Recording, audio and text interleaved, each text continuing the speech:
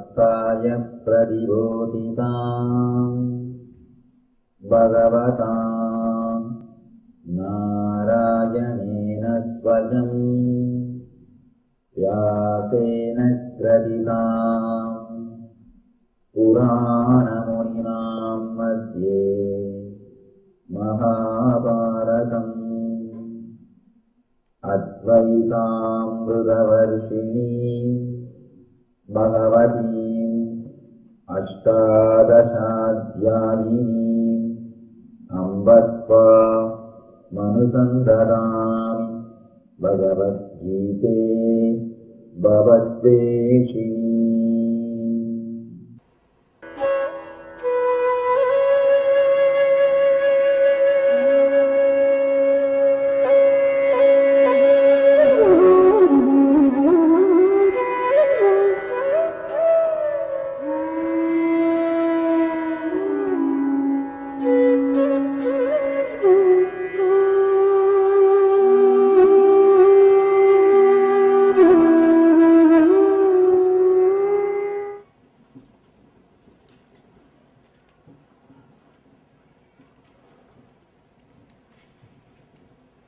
The next sloka,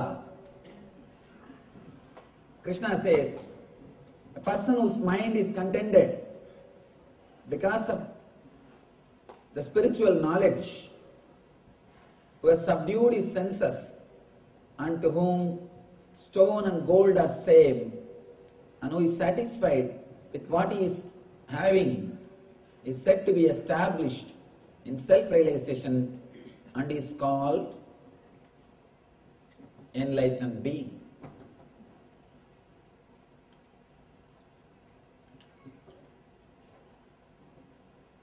First we should understand why Krishna is speaking all these qualities of the Master. Why he is explaining all these qualities?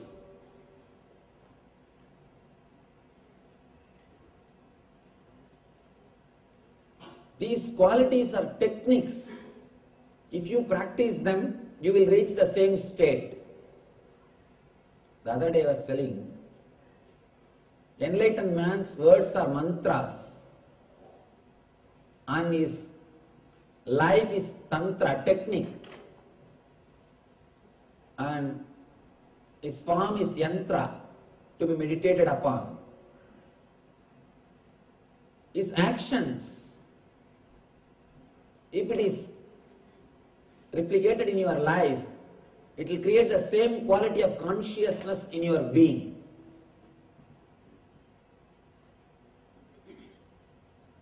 For example,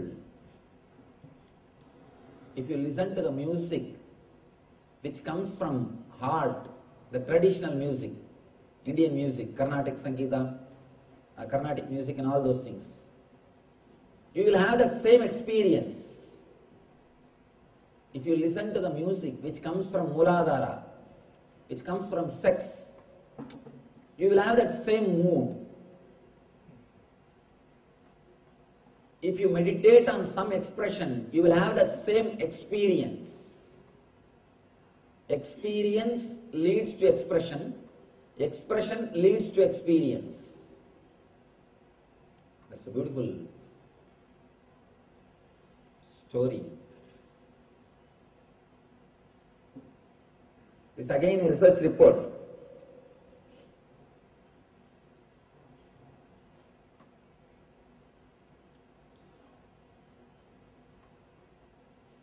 Now it has become very popular, art therapy.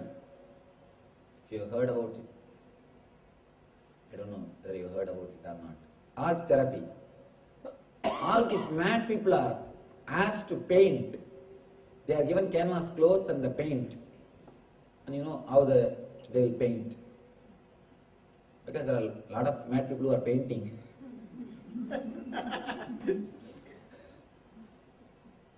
And they just roll on that cloth and do whatever they want.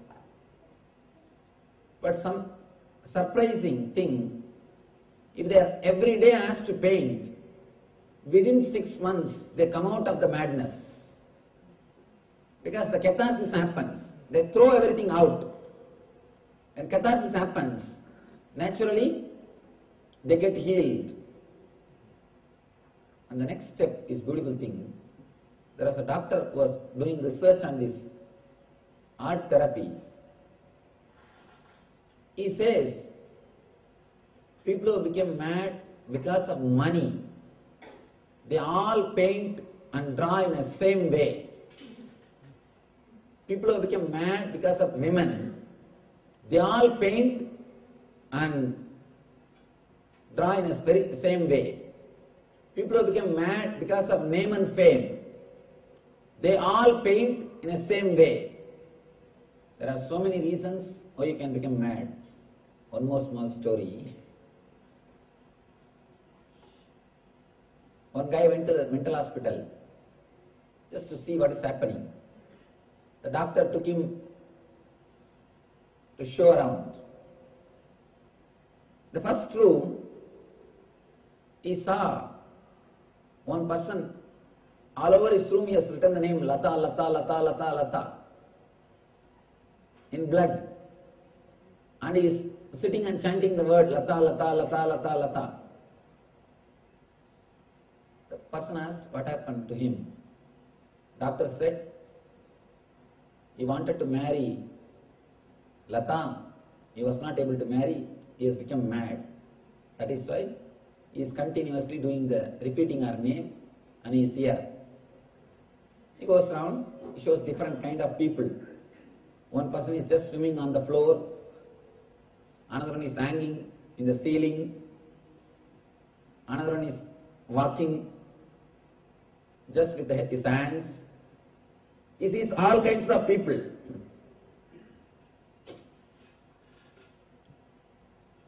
In the end, he comes back in another one room. Again, one more person is sitting and chanting Lata, Lata, Lata, Lata, Lata. In his room, all over the word Lata, Lata, Lata is written.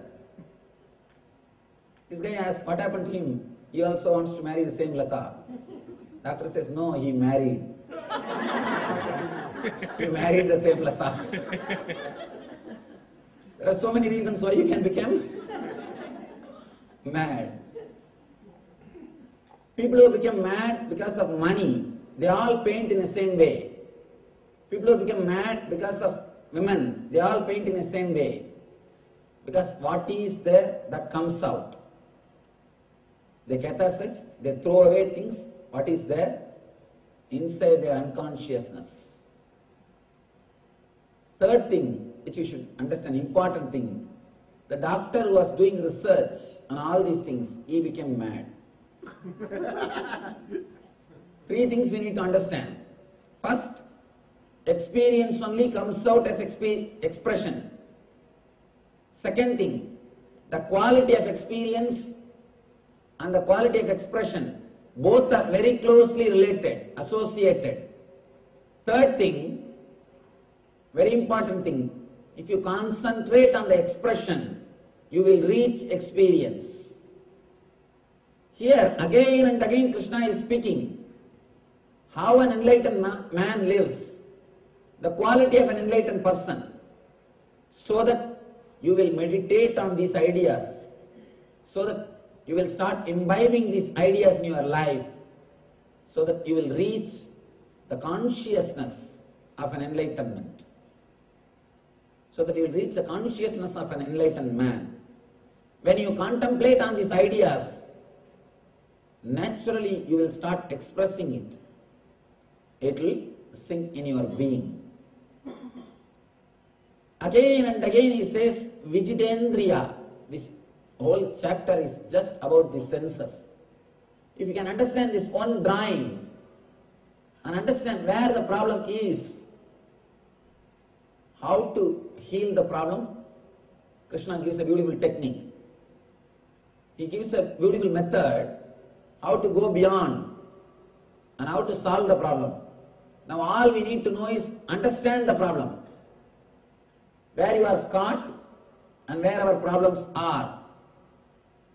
Our whole trouble is in the mind, buddhi and ego. Let me.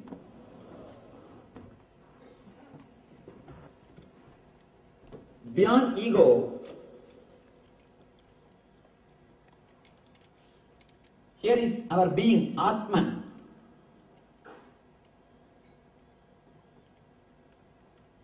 Just the presence of the Atman or the light of the Atman only radiates and makes your ego work.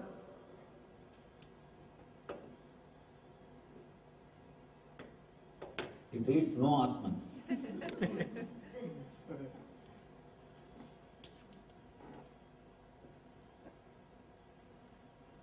Just by the presence of the Atman, the ego works. The whole trouble is here, where you identify yourself, where you start thinking, what is there for me? How I am related? How I am going to gain from this? Or how I am going to lose? Here is where the whole trouble starts.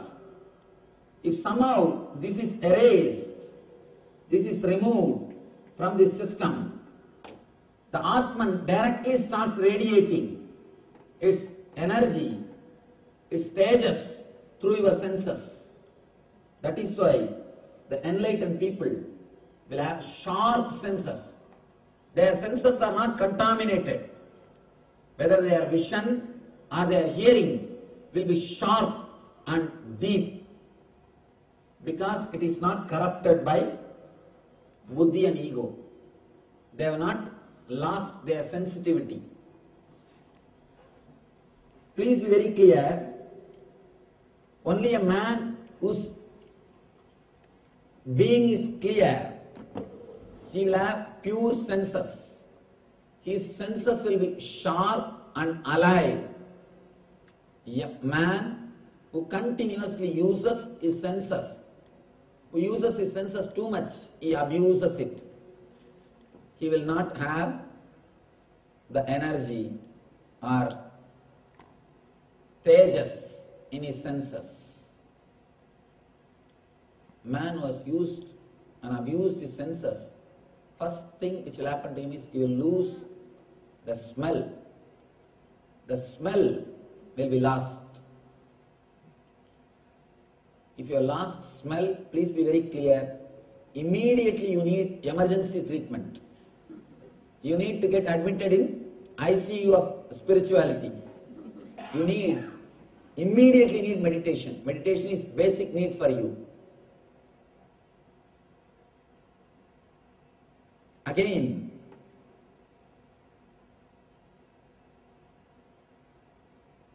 Krishna comes out in the next sloka.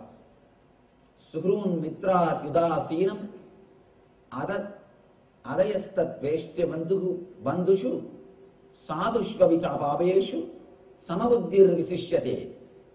Suhrun mitra udasina madhyas tatvesh yupabandhushu sadhushva vichapaveshu samabuddhir visishyate. Person is considered still further advanced when he regards honest well-wishers, affectionate benefactors, the neutral mediators, the envious, the friends and enemies, the pious and the sinners, with all with an equal mind. This happens really when you become enlightened. When you become enlightened, there is nothing to be achieved. There is nothing to be gained. Automatically, your being starts respecting everybody. Please be very clear. Here they use the word equal, but the exact translation should be unique. You will not treat everybody equal. You will respect everybody as unique beings. Treating equal is different. Treating them as unique is different. You understand everybody's uniqueness and respect. Treating everybody equal is different. Sometimes when we say the word treat everybody equally, we start disrespecting everybody. We think that is the way I do. Let me disrespect everybody. Instead of raising others, we come down.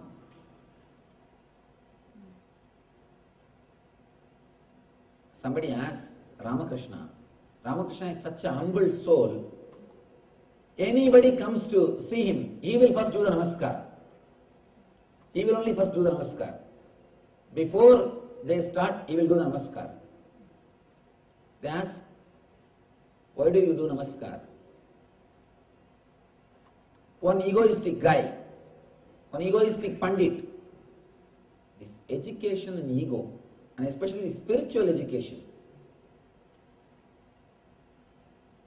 Man who has read all the scriptures and not become enlightened, he will be the being, or I can say, he is the person who is already in hell. He is already in hell because he will have so much of ego. He knows the tricks of the trade. He knows the tricks of the trade, but he doesn't have investment or capital to do the business. He knows the tricks of the trade, but he doesn't have capital to do the business or courage to do the business. He will be a difficult person. One pandit came to meet him. Like this one pandit who is well read, but who is not enlightened. He comes to see him. He bows down. Ramakrishna as usual. He pays his respect. The pandit says, after all he is younger than me, he can do namaskar. He can bow down to me. His ego. And Ramakrishna says, by doing namaskar, I try to bring him to my level. But accepting it in an egoistic way, he tries to bring me to his level. The Pandit is trying to bring Ramakrishna to his level. Ramakrishna is trying to bring him to his level. So be very clear. When we treat equally, we may bring people to our level. Let us not do that. Treat everybody uniquely. Understand, every being is unique. There is no equality. Here we need to understand, every being is unique. When you understand every being is unique, you will start respecting every being. You will understand every being has its own unique place. We are all not same. We are all unique. God is an artist. That is why He carved each one of us. He painted each one of us. He is not engineer. If he is an engineer, he would have just ordered 10,000 piece Mr. India, 1 million Miss Universe, 1 million Miss Universe he would have produced. All of us will be looking same. He is not an engineer to do mass production. He is an artist. He paints every one of us. He carves every one of us. That is why we are all so unique. All of us are so unique because God is a painter. When you understand each one of us are unique, everybody is unique, you will start respecting every being. One more important thing you need to understand. Even your enemy is needed for your life. You would have learned thousands of things from your enemy. Without enemy, you wouldn't have achieved what you have achieved. Even enemy contributes to your life. Please be very clear. When you are in depression, if you remember the enemy, you will come out. And you will start the fight again. Even your enemy contributes to your life. You don't know what all the ways people to contribute to your life. There was a great sannyasi, very famous sannyasi, and highly respected all over the world. Suddenly one day, his close disciple somehow finds an important secret about him. In his room, he has got his ex-wife's photograph. Ex-wife's photograph. This guy somehow sees that and he asks, Master, I thought you were such a great person. I never expected this from you. Why? Why still you are having a photograph in your room? He says, whenever I wanted to leave the sannyas, I just see her photograph. Whenever I wanted to drop sannyas life, I just see her photograph. Immediately, I get my vairagya. So you don't know who are all serving, what all purposes.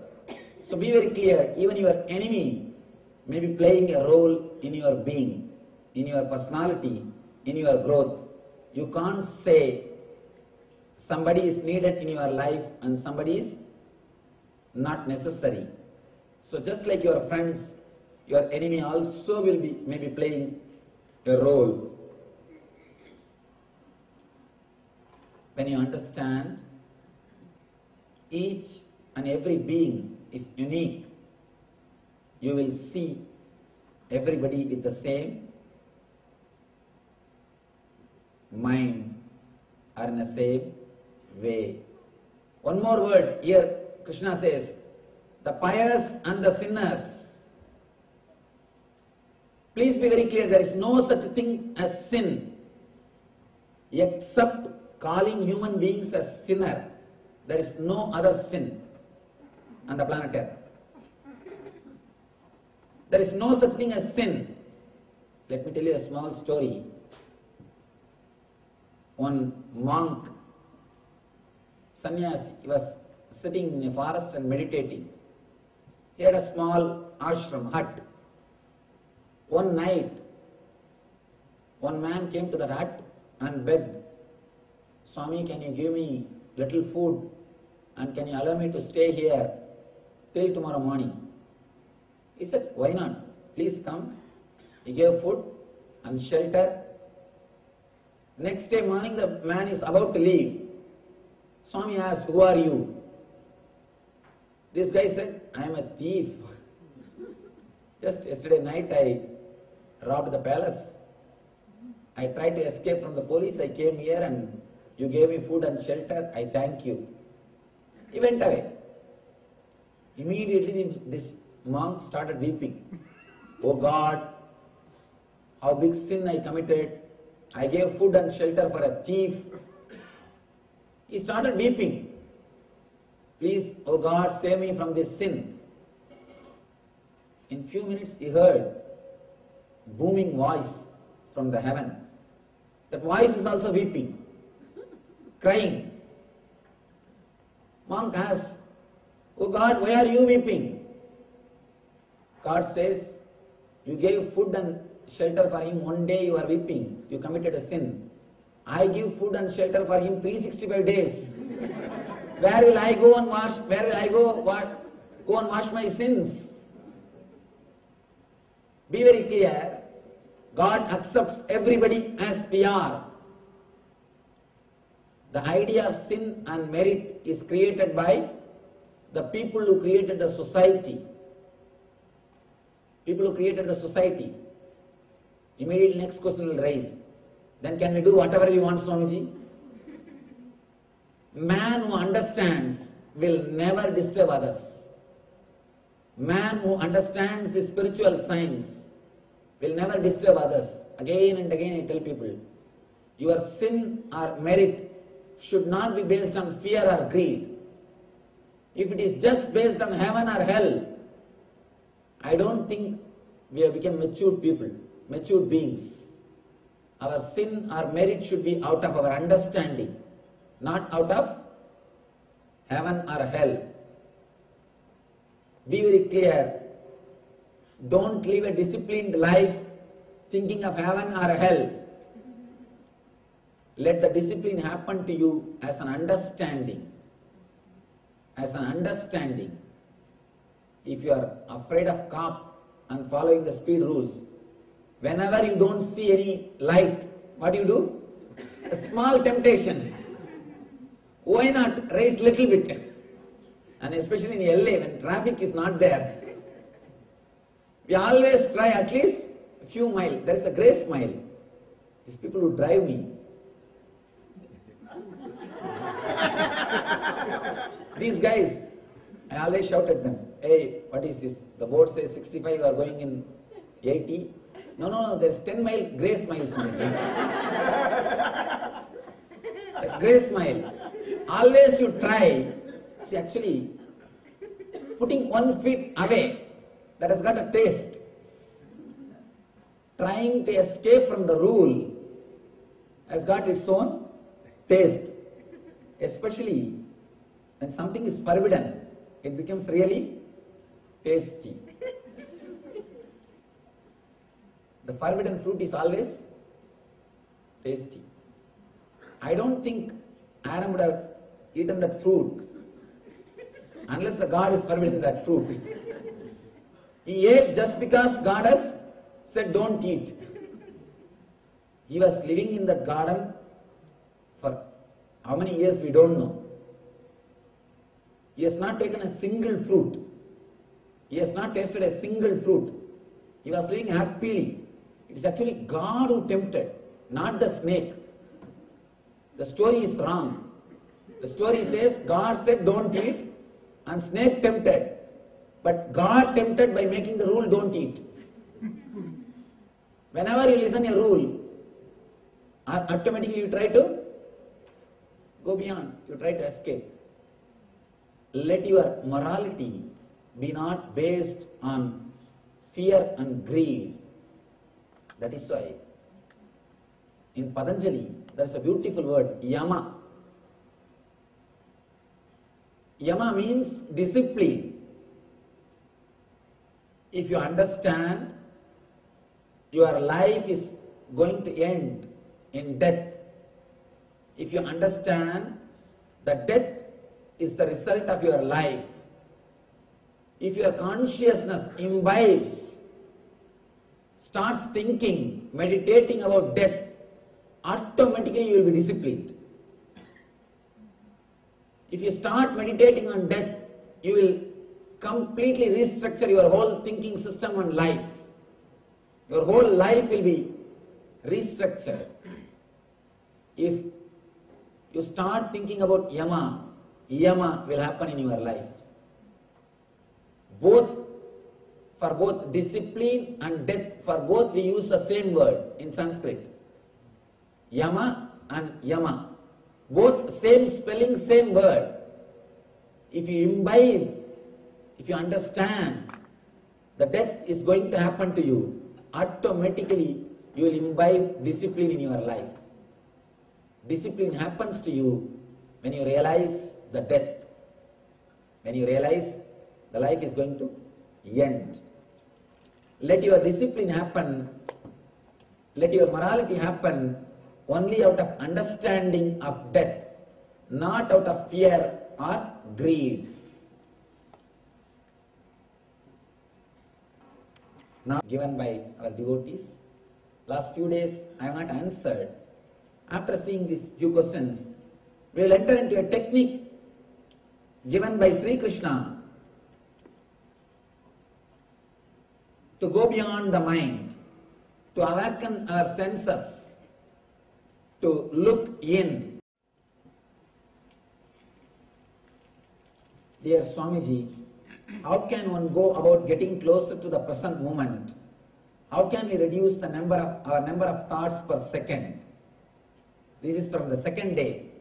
Second day I was explaining about the TPS, thoughts per second. Who put this question? Is the person is here? Here it says, day 2 you are God.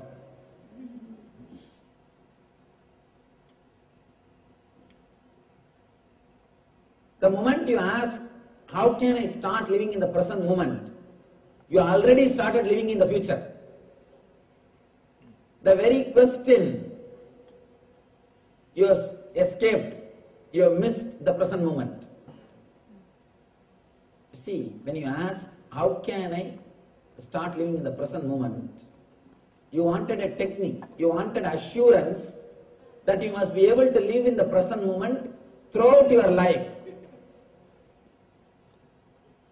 You don't need anything to live in the present moment. Just live in this moment, that's all. Nothing else needs to be done. But you are not ready to stop. You don't feel the fulfill by living in this moment. You want assurance that I will live in the present moment throughout my life. Teach me something so that I will not forget to live in the present moment always. That is what you are asking when you ask this question. The moment you want assurance about the future, you missed the present. Be very clear, future can never be assured. Whenever you remember, come back to present. That's enough. Nothing else is necessary. Whenever you remember, come back to present moment. And if you live in this moment, if you are at present, naturally next moment also you will be in the present. Because next moment takes birth from this moment. This moment is mother, next moment is son. If you are in the present moment, in this moment, next moment also you will be automatically in the present moment. If you are postponing, escaping from this moment, from next moment also you will escape. So be very clear. A simple technique to be in the present moment is just be in the present moment.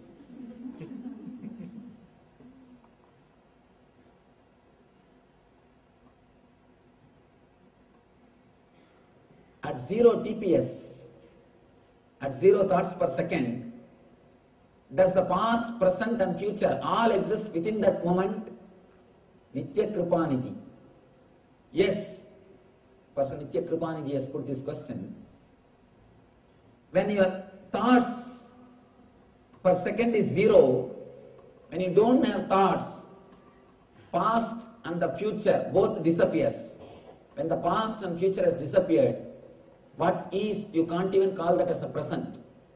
Present is present as long as you have past and future. When that too has disappeared, what is. Tathata. Buddha says, Tathata. What is. You can't even call that as a present. Nitya.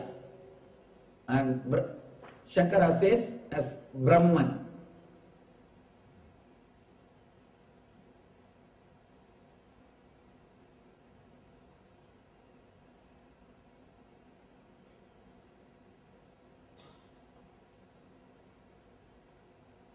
How do you know the difference between being an intellectual idiot versus the development of the intellectual ability that you speak about in regards to the Shastra? Again, Nitya Kripanidhi. Beautiful question. If you are torturing yourself and torturing others with the knowledge which you are having, you are an intellectual idiot.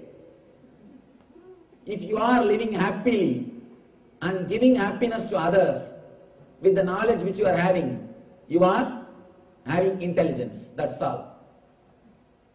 Man who has got intelligence will increase his peace and joy in his being and will increase peace and joy for others. Intelligence always creates more bliss. Intelligence is bliss, understand? Is 4 things. Intelligence, compassion, energy and bliss. All 4 are one and the same. When your Atman expresses through head, it is intelligence. When your Atman expresses through heart, it is compassion. When your Atman expresses through being, it is energy. When your Atman is there, without expressing, it is bliss. All 4 are one and the same. If you are intelligent, you will be blissful and you will radiate bliss.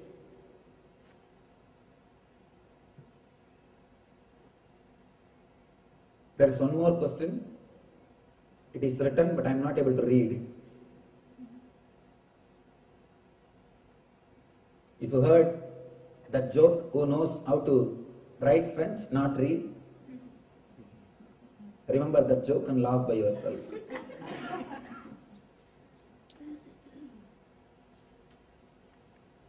If the person who wrote this question, if you are here and come out and ask the question, I will be happy to answer. It's written in black pen.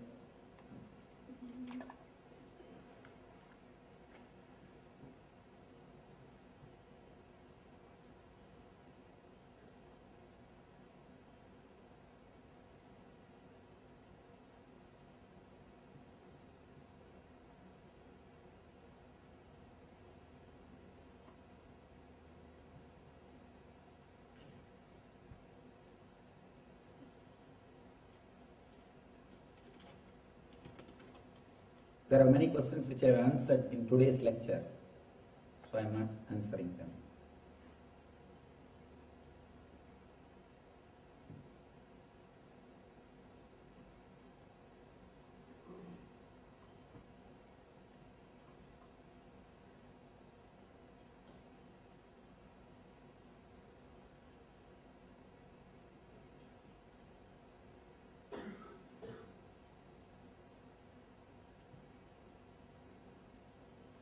Respected Swamiji, committed one asks how or which key is greatest importance to be rid of habit attachment?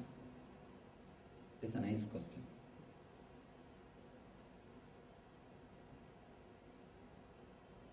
Beautiful question, especially the one word, committed one asks, so that I can give the honest answer. Always questions can be answered in two ways. Socially polite, that's one way. Another one is honest answer. Here I can give an honest answer because the question says committed on us. Means she is going to go and follow. If the person is not ready to follow, I can give just consolation. Don't worry. Just pray to God or do something. It is very easy to give a socially polite answer. But here, I would give the real answer. The one and only key to get rid of attachment is meditation. Looking in. All your intellectual analysis, all your intellectual stuff, be very clear. It can give you courage, but it cannot give you solution. It can give you little courage to walk, but it cannot give you solution. The one and only way to get rid of attachment is meditation. Meditation is the one and only key. What is the difference between dharma and purpose? Purpose drives you crazy. With purpose, you stop enjoying the life. You start thinking only about the goal. With dharma, you live the very life. You start enjoying the path.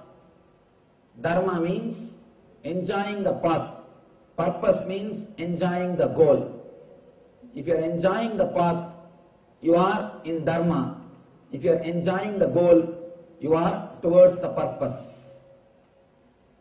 Respected Swamiji, of the koshas, Ananda is greatest. How to maintain Ananda in daily life? Beautiful story. One Sufi master, his name is Abdullah. He is a great enlightened master.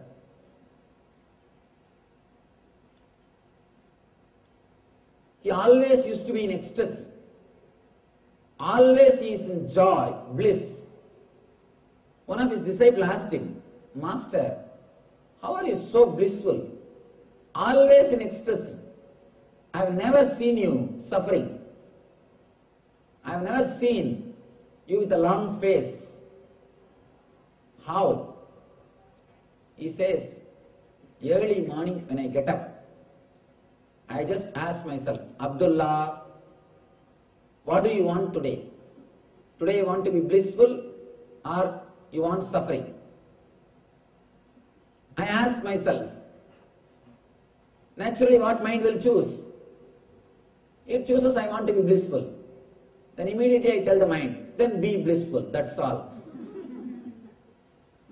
We may think, how can it be so simple, Swamiji? Be very clear. You know your 24-hour routine.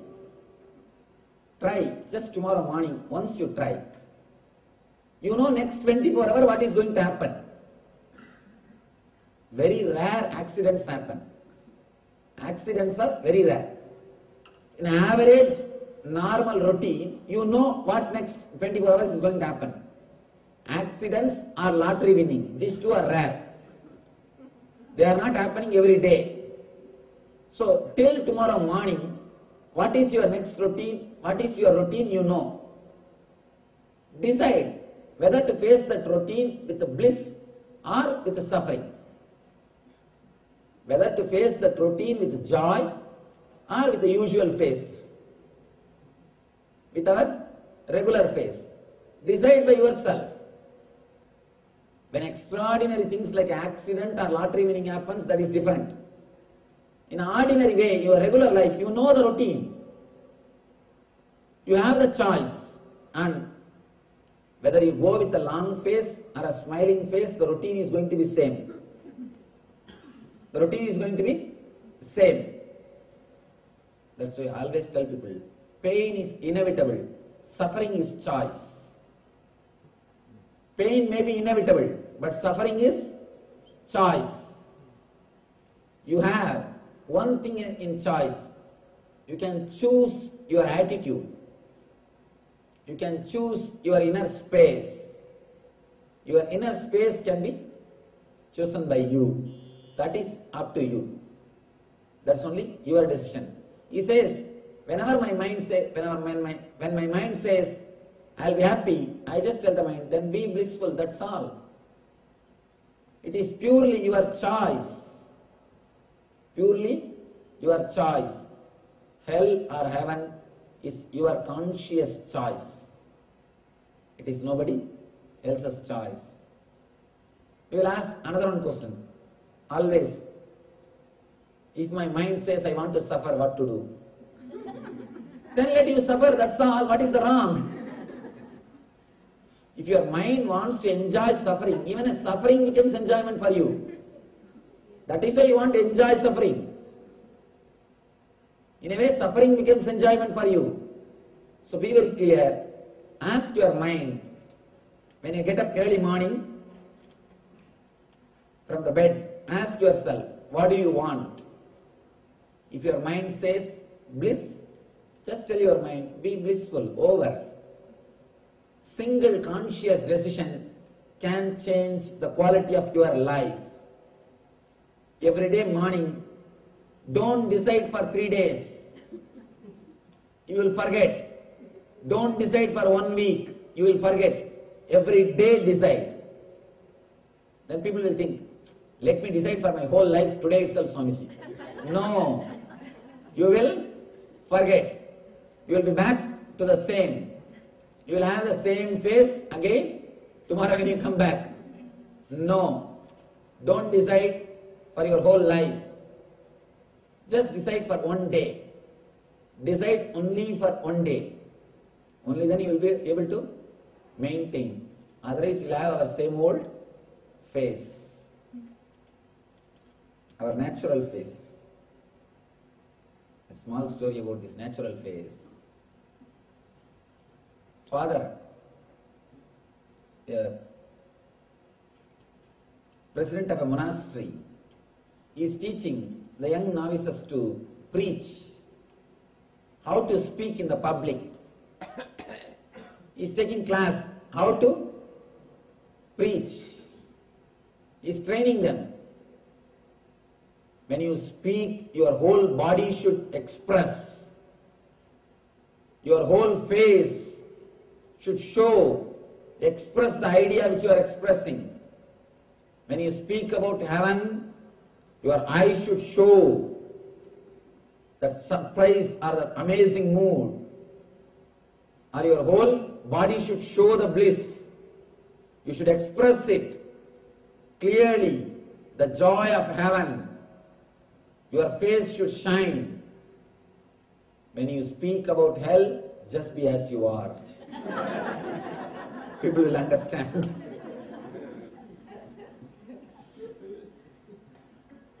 At least in our life, let us not maintain the face of the hell. Vivekananda says, if you are depressed, don't come out of the room. Enough of suffering is there in the world. Don't go around and spread little more suffering. Respected Swamiji, what is the difference between Bhagavad Gita and Mahagita, referred as Ashtavakra Gita? Ashtavakra Gita is also one of the beautiful book. more than 58 Gitas are available. Rama Gita, Shiva Gita, Anu Gita, Vyada Gita, Ashtavakra Gita. There are so many Gitas available, but nothing compared to this Bhagavad Gita. This is everything put together and something more. The Ashtavakra Gita is only for the people who want the spiritual experience. Here Bhagavad Gita is for every being. See one thing, if I start speaking from where I am, it will never benefit you. I should start speaking from where you are.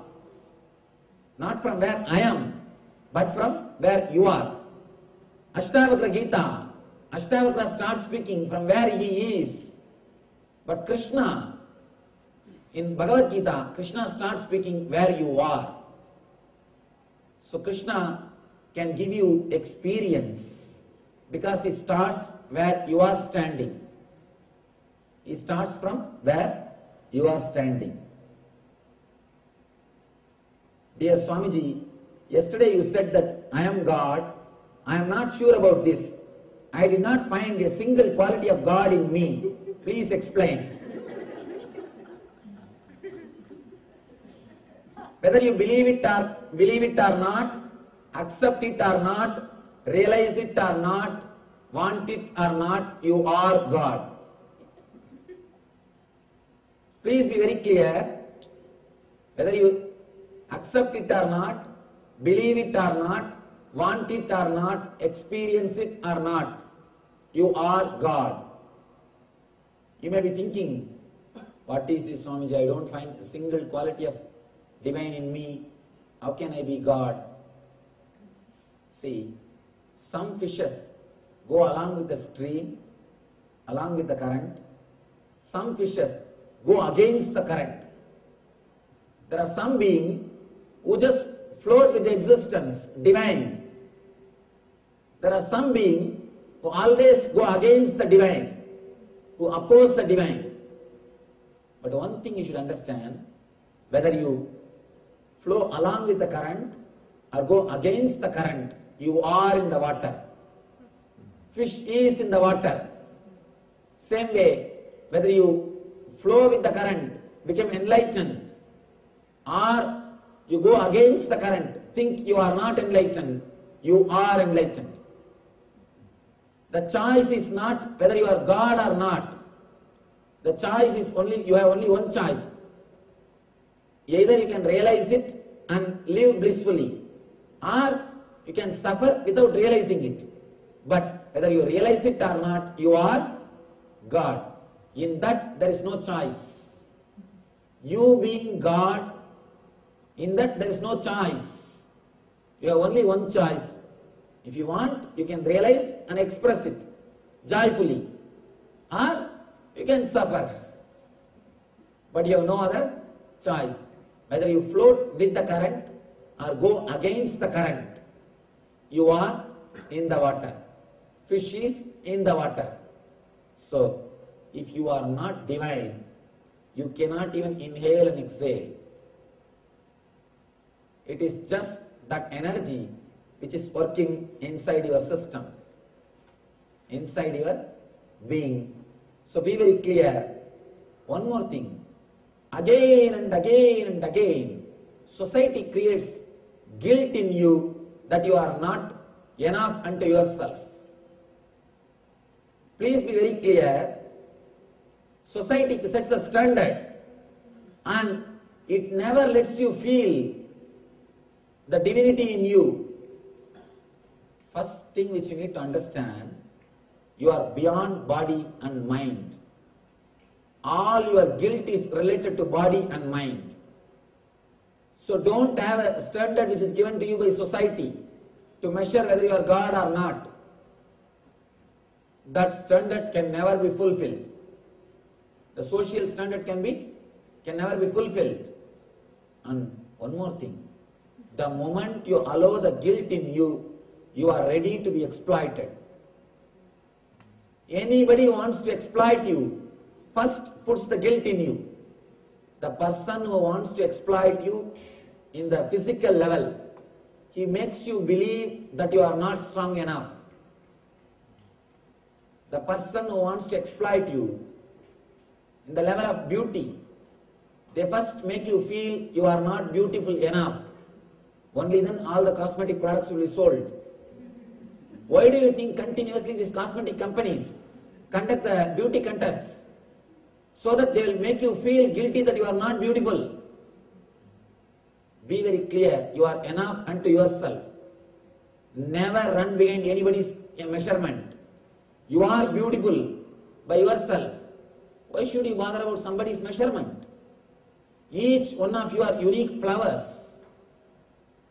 If God is an engineer, He would have created 10 billion Miss Universe and 10 billion Mr. Universe. But He is not engineer. You need little bit of foolishness to be an engineer. God is not an engineer. He is a painter. He is an artist. He paints every one of you. That is why every one of your dimensions are different. Every one of you are unique. The moment you start having the guilt, I am not beautiful, you start buying all cosmetic products and you try all color paintings. You try all possible makeup. Same way, in the spiritual field also, the so-called religious people put guilt in you. They just start putting guilt in you. You are not that, you are not this. First thing, they start giving you the ideas which is impractical. Vivekananda says beautifully, never teach a man to be truthful. It is very difficult. Teach him how to be. Never give dead moral things. Never give dead teachings. Give them the technology. Give them the science. The so-called religious people who don't know the science by themselves, who don't know the technology to transform the energy by themselves, who has not transformed their energy, like a parrot, they repeat the advice or morality, impossible goals from scriptures to you and create guilt in you. That is why again and again I used to tell people, never listen to a person who is not enlightened. Never listen to a person who has not experienced by himself. He will give you all impractical ideas. The other day as I was telling, Dale Carnegie writes a big book, How to Stop Worrying and Start Living. He committed suicide. Impractical. His teachings are impractical. He himself has not experienced. So be very clear, never listen anything, never take anything from an unenlightened man. When a person is not enlightened, he creates only more complications. Even your so-called moral ideas, never a person should be taught be more good. You should be taught how to be good. The technology should be given. The science should be given. When you don't give the technology, only the advice, you create more trouble for others. The person who receives only advice, not the technology, he starts creating deep guilt in himself and he becomes schizophrenia. Please be very clear. In 3 level guilt is created in you. One is physical level. You are not strong enough. Only when you start believing you are not strong enough, you will become slave. You will be controlled. You will come under control. You are not beautiful enough. Then, now you are gullible for all the fashion shows, all the cosmetic products. They can sell all their products. They can dump all their products on your head. The third, you are not spiritual enough. You are not pure enough. You are not a spiritual being. These 3 guilt is created in you by the people who are doing this 3 business. By the people who are doing this 3 business. enlightened master will always liberate you from all the guilts. Enlightened man is a person who liberates you from all these three guilts. Never carry guilt. All the guilt is created in you by the people who are cunning enough to hide their personal life. That's all. A small story. 3 women, they die, reach Yama's abode. Yamadharma is sitting there for judgment. First, he calls the first lady. She comes and he asks, did you live a pure life? She says, yes, Prabhu. Yes, Lord. I lived a pure life. I was 100% truthful to my husband. Then Yama just sees the record. All right, you lived a beautiful life. Have a golden key. He gives a golden key and says, first class AC suit in the heaven, go and enjoy. She goes. Next lady, she comes. Yama asks, did you live a pure life? Almost I lived. Physically, I never did anything wrong. But mentally, once or twice when I see some movies, mentally I did 1 or 2 mistakes. But physically, I lived a pure life. Yama sees the report, all right. At least you are honest, you agreed. You told the truth. I have the silver key, second class, go and enjoy. He sends that person to heaven. Third lady, she comes. Yes. Did you live a pure life? She puts her head down and says, Lord, forgive me. I was an actress and I did everything. Whatever you can imagine and whatever you can't imagine, I have done everything. Then Yamadharma just looks this side and that side. He says, have my room key and I will be there. Understand all your morality, the guilt created in you by the people who have covered their life, who give their room keys. So look into the life clearly. Don't create guilt in you and suffer. Don't feel you are not God. The guilt created in you by the so-called religious people only makes you feel you are not God. Whether you believe it or not, whether you accept it or not, you are God. You have only one choice. You can realize it and enjoy. Live the life blissfully. Or you can suffer without realizing it. That's all. There is nothing else can be done about it. One thing is sure, you are God. Now it is time to look in.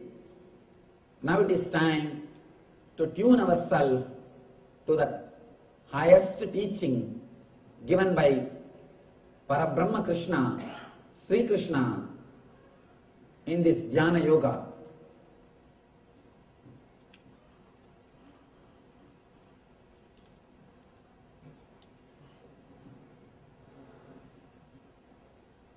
Let me repeat this sloka, let me recite the sloka, then we will enter into the meditation technique given by Sri Krishna to go beyond the mind, to make your senses alive. Suchau dese pratishthabhya stiram asanam atmanaha nadyusritam nadinisam sailajina gusottaram tatraigakram manakritva yada chittendriya kriya upavishyasane yanyat yogamatma visuddaye samam gaya sirogrivam dharayannachalam stiraha samprekshya nasigakram swamdisaschanavalogayan prasantat prasantatma vigadabir brahmachari pradestitaha Manas samyamya maschitto yukta asida matparaha. Beautiful 4 slokas which describes the technique.